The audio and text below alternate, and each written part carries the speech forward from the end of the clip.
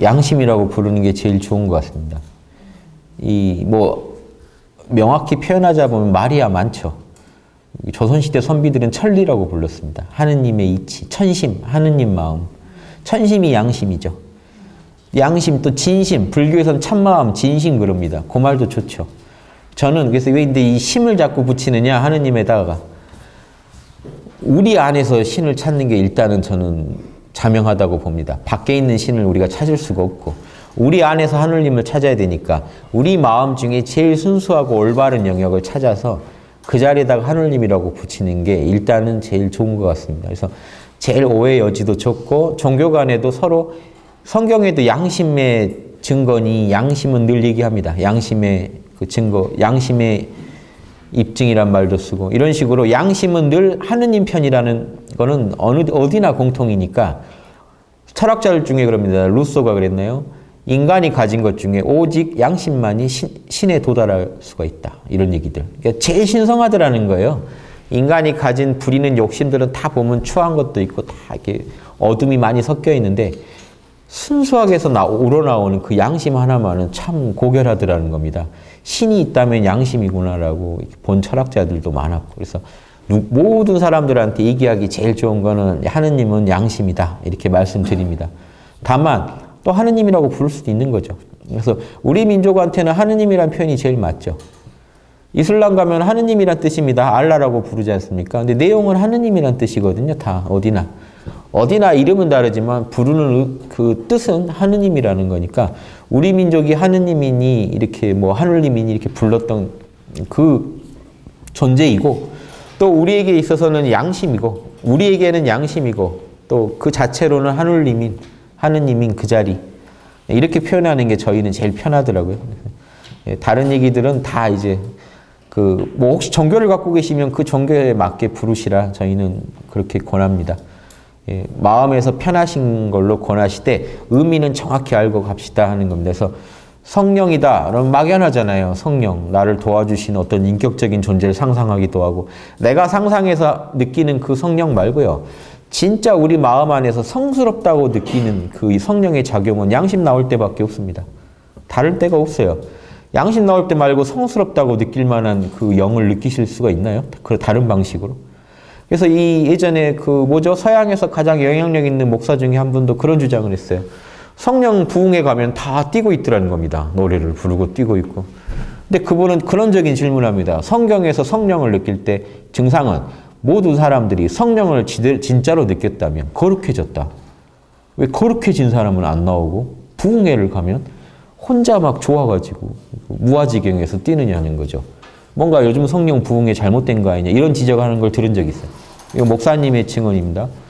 성령을 만났다면 인격이 성스러워져야 되는데 왜 더 잡스러워지느냐 이런 의문이 있는데 그런 부분도 또 똑같은 얘기인 것 같습니다. 그러면 우리가 우리 마음 안에서 그런 성스럽다고 느낄 만한 건 양심밖에 없거든요. 그래서 저는 양심을 가지고 설명드리면 누구나 이해하시기 좋아서 양심합니다. 그런데 사실은 아까 그 내포된 의미는 하느님의 의미도 있습니다. 양심이 천심이다. 민심이 천심이다처럼 그 민심 중에 백성 마음 중에 뭐가 천심일까요? 양심이죠. 백성의 욕심이 천심이겠습니까? 그 말에도 결국은 양심이 들어있는 겁니다. 그래서 민심이 천심이다도요. 다른 게 아니에요. 임금이 정치를 잘못하면 백성들이 화가 나시죠. 백성들이 뭐가 화를 내게 할까요? 양심이요. 이건 아니지.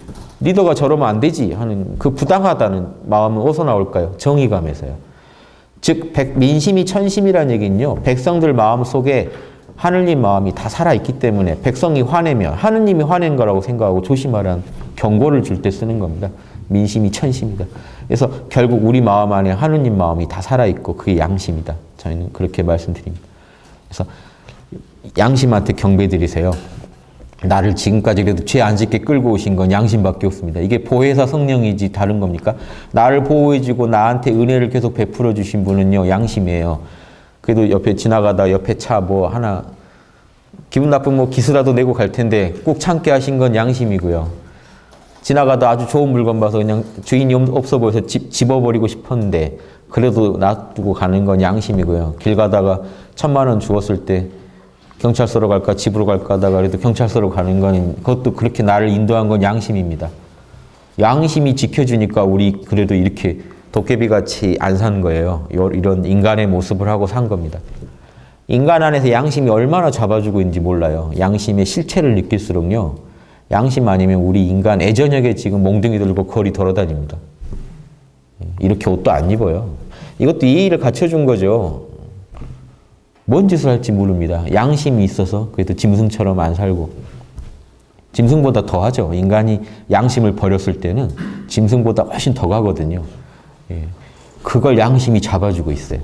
여러분이 그래도요, 남 믿고 그래도 돈 거래도 하고, 남 믿고 뭐 이렇게 인터넷 쇼핑도 하고 다 양심을 믿고 하시는 거지, 상대방이 순수 욕심일 거라고 보면 절대 10원 한 장도 못 줍니다. 그 음흉한 속이 뭐가 있을 줄 알고요.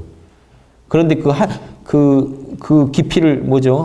물 속은 알아도 사람 속은 모른다는 그 사람을 믿고 여러분이 살아가고 계시지 않습니까? 양심 때문에 그래요. 저쪽에서도 양심이 그래도 그 정도는 잡아주고 있겠지 하는 거를요, 사람들은 금방 알고 귀신같이 합니다. 상대방 양심 수준을 귀신같이 먼저 탐색해요. 우리가 남을 처음 만났을 때. 처음 사람들 만났다고 보세요. 말을 나누면서 금방 탐색해요.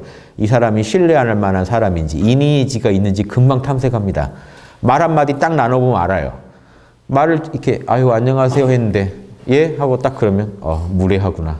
배려를 안 하는구나. 좀 개념이 없구나. 피해야지.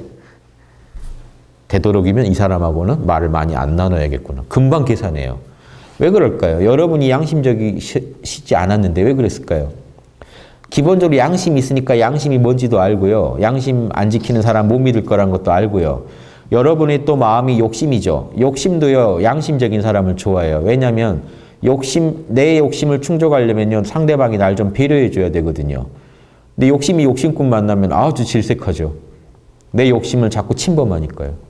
그래서 우리는요, 내가 양심적이지 못해도 양심적인 사람은 다 알아봐요. 왜냐하면 내가 먹고 사는데 편하기 때문에. 양심적인 사람하고 거래하는 게.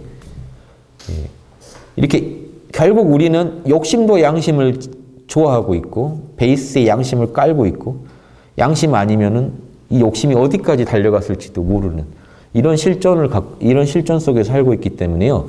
양심을 연구하실수록 삶에 엄청난 지혜를 얻으실 거라고 제가 확신하는 겁니다.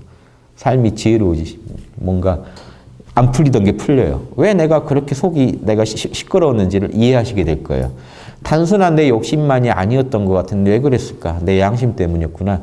내 양심 안에 있는 정의감이 뭔가 나에게 뭔가 사회를 위해 남을 위해서 뭔가 하라고 나한테 외쳤었구나. 이런 걸 이해하셔야지 이제 잠을 편하게 주무시죠. 안 그러면 내가 뭐 병 걸렸나 하실 수도 있어요. 내 안에 있는 정의감이 아니면 내 안에 있는 그 측은지심, 동정심이 나로 하여금 자꾸 뭔가를 하게 내몰 수 있거든요. 양심을 잘 이해해 주시면요. 양심을 잘 표현하실 수도 있고 여러분 욕심을 잘 절제하는데 양심을 쓰신다면 남에게 갈 피해도 미리 막으실 수 있고 결과적으로는 여러분 평판이 좋아지는 겁니다. 남이 여러분 욕할 거리들을 미리 줄여버리는 거예요. 그럼 여러분의 진정한 친구가 생기고 벗이 생기는 거죠. 그래서 덕은 외롭지 않다 논어에 나오는데 그게 양심은 외롭지 않다는 겁니다. 왜냐? 다른 사람도 양심이 있기 때문에 누가 양심적으로 살면 남들도 다 알아보게 돼 있다는 겁니다. 남들이 다 순수 욕심이면 누가 양심적으로 살아도 손해만 보겠죠. 안 그래요. 사람들 안에도 양심이 다 있기 때문에 아주 사이코패스 아니건요. 양심적인 사람한테는요 함부로 못합니다. 이쪽 양심에서 찔려서도 못해요. 이렇게 무형의 양심이 공기처럼 보이지 않는 곳에 우리 마음을 다 잡아주고 있다는 걸 아신다면 관심 가져주고 연구해 주시는 게 맞고 여기 말고 다른 하느님을 찾지 마시라는 주장도 가능하죠. 하느님이에요. 우리를 늘 잡아주시고 우리를 사랑하시고 우리가 아무리 죄를 지어도 양심 어디 가질 않아요. 이게 하느님이 우리를 사랑해 주신다는 겁니다. 그리고 올바른 길로 인도해 주세요. 그래도 이렇게 살아라. 양심은 쉬지도 않아요. 그렇게 내가 양심을 묵살해도 또 양심은 나한테 그거 훔치는 건 찜찜하지 아니라고 또 얘기할 겁니다. 이게 진정한 우리의 하느님 아닌가요? 우리를 인도하시는. 저는 양심을 하느님으로 섬기는 게 제일 깨끗할 거라고 봅니다. 그래서 명칭이야 뭐건 간에 그래서 저한테 누가 종교가 뭐냐고 물으면 양심교라고 할 겁니다. 양심교. 양심 하느님한테 늘 빌고 복을 비는 게 아니고요. 내가 더 양심적인 사람이 되게 도와주라고 빌고 내가 더 노력해서 양심을 더 드러내겠다고 또 다짐하고 이런 분이 제일 인격자고요. 4대 성인 경전 놓고 보세요. 다 똑같아요. 다 양심 지킨 분들이라 다 똑같아요. 그 신들이 다르다면 모습이 달라야 되는데 왜 다 똑같은 말을 할까요? 그 신의 실체가 결국은 양심이기 때문이라고 저는 생각합니다. 인간의 마음에 없는 걸 인간이 느낄 수가 없어요. 밖에서 신이 들어온다고 우리가 우리한테는 없는 어떤 신성한 영역을 밖에서 신이 들어와서 우리가 느낀다고 생각하시면 오산입니다. 인간은요, 인간 마음에 원래 있는 거 아니고는 절대 못 느껴요. 그럼 우리가 신성을 느꼈다고 치죠. 우리 마음 안에 원래 신성이 있기 때문에 신성을 느낀 겁니다. 여러분 눈에 지금 보이는 색깔이 있죠? 가시광선 말고 다른 광선이 들어오면 느끼시겠습니까? 못 봐요. 여기 지금요, 우리 눈에 감지 안 되는 황홀한 빛이 여기 있다고 해도 우리 눈에는 없는 거예요.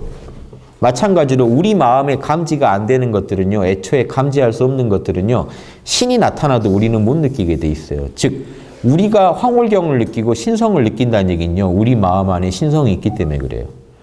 결국은 내가 내 안에 있는 신성을 느끼는 겁니다. 외부의 어떤 자극, 제가 이걸 외부 자극을 드렸죠. 결국은 여러분은 여러분 마음에서 볼 수 있는 영역밖에 못 봐요. 제가 아무리 자극을 해드려도. 즉, 외부에서 신이 자극을 해도 결국 내가 신을 이해하는 방식은 내 안에 있는 마음 중에 성스러운 영역으로 신을 이해하는 것뿐입니다. 결국에는 내 안에 이미 신이 있고 그 신성이 있다는 겁니다. 내 안에 없는 걸 느낄 수가 없어요. 이거 뭐랑 똑같냐면 사랑의 감정이라고 치죠. 내가 진짜 좋아하는 이성을 만나기 전까지는 사랑의 감정이 나한테 있는지를 몰라요. 없었나요? 그런데 애초에 있었죠, 속에. 근데 그 대상을 봐야 그 마음이 들어요. 신을 보면 그 신성을 느껴요. 결국 그런데 느끼고 있는 건 내 마음이라는 겁니다. 중요한 건. 신이 없다가 아니라 결국 내가 느끼는 신성이라는 건 원래 내 마음에 허락된 영역만큼 내 마음에서 원래 구현 가능했던 딱 그 부분을 느끼는 겁니다. 내 마음 안에 원래 신성이 있고 내 마음 안에 원래 사랑이 있으니까 그 태상을 봤을 때 그 마음이 들죠. 내 마음에 원래 이 감정이 없다면 이 태상이 나한테 이 감정을 준 거라면 이 태상이 가면 그 감정도 다시는 못 느끼겠죠. 근데 사랑이 갔네 하는데 또 누가 와요? 또 느껴요. 사랑이 다시 있네. 내 마음속에 늘 있었죠.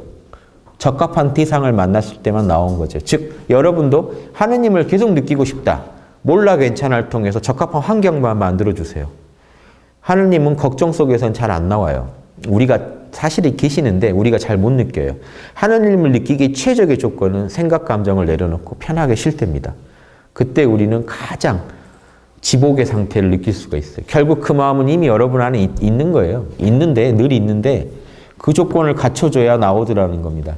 조건을 갖춰주는 걸 배우시는 거지 하느님을 어디서 불러올 수도 있는 것도 아니고 제가 여러분한테 하느님을 신을 붙여주듯이 붙여드릴 수 있는 것도 아니고 원래 여러분 안에 있는 신성을 느끼는 방법만 말씀드린 거고 그 신성이 저는 양심이라고 봅니다. 그래서 이렇게 제 말씀을 좀 참고해서 연구하시기 바랍니다. 시간이 지금 다 된 것 같아서요. 예, 여기까지만 하겠습니다. 그러면 멀리 들어오셔서 너무 감사하고요. 마지막으로 큰 박수 부탁드립니다. 네.